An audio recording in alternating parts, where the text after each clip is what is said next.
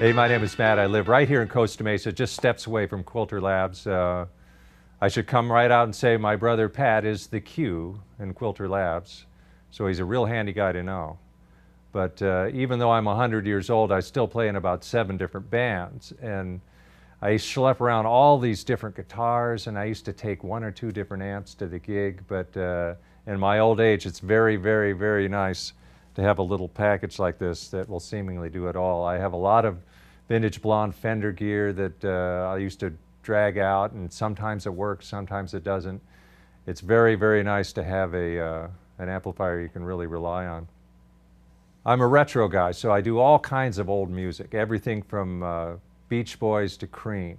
So you got to get the right tool for the job if you're trying to not slavishly copy those sounds note for note, but capturing the original spirit. It's nice to have a tone that sort of brings back the original vibe of the tune. Probably the first thing I ever heard on the guitar was early Venture stuff. We were stationed out in Hawaii. We used to get Armed Forces Radio, and a couple of local stations would play a lot of instrumental stuff by the Ventures. Surf music was kind of just getting going back then. And I'd sit in my bedroom and try to plunk out these little songs that on a guitar my dad had bought me over in Japan, one of those terrible little Teisco guitars. But when I first heard a slight little bit of reverb, that kind of got the ball rolling. So for Christmas, I got an amp that actually had a knob that said reverb on it. And from then on, it was, I'd crank that thing up as loud as it would go and kind of just copy the sounds of the day. That's what got me started. Ironically, here I am 100 years later getting paid to play the same songs I learned in my bedroom when I was a kid, so go figure. My favorite guitar has to be this one.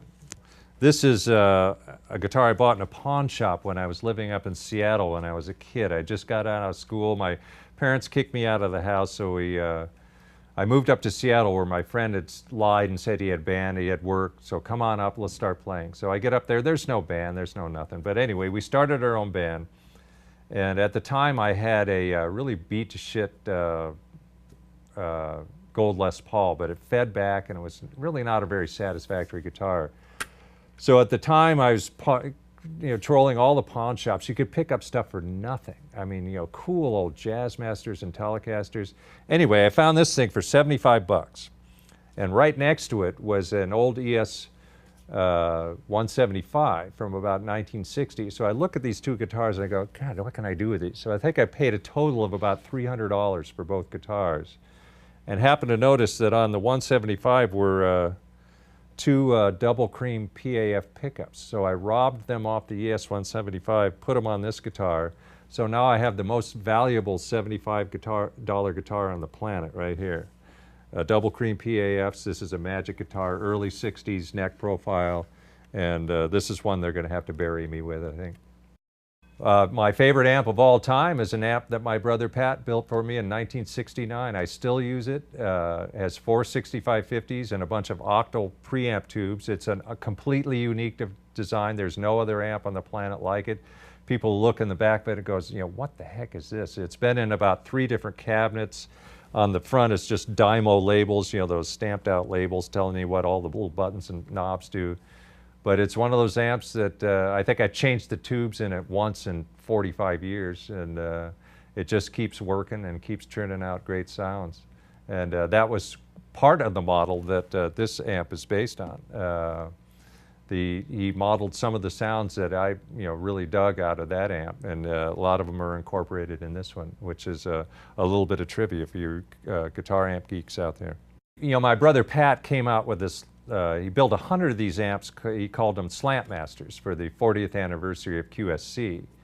And I was, of course, fortunate enough to get one. And it's a single 12 little combo, cool, about 50 watts, done in blonde Tolex. And I just insisted that Pat put in a cool tremolo and a cool reverb.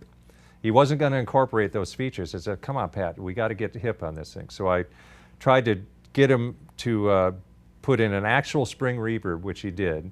He fooled around with this thing for months to get it to work. And the cool feature is that I made him put in a pre and post preamp switch on the front of the amp. That means you can assign the reverb to be in front of the preamp. just like a Fender outboard reverb. You know, I think there's a very few amps that do that, and it's a mod you can do to Fender amps, but this was the first production amp that I was aware of that actually incorporated that feature. And that thing has the best onboard reverb of any amp that I've ever heard. And the good news is we kind of incorporated that same feature into this. You can assign the reverb to be either in front or after the preamp. And even though this is a digital reverb, there's no room for a spring in there, it's a pretty good one.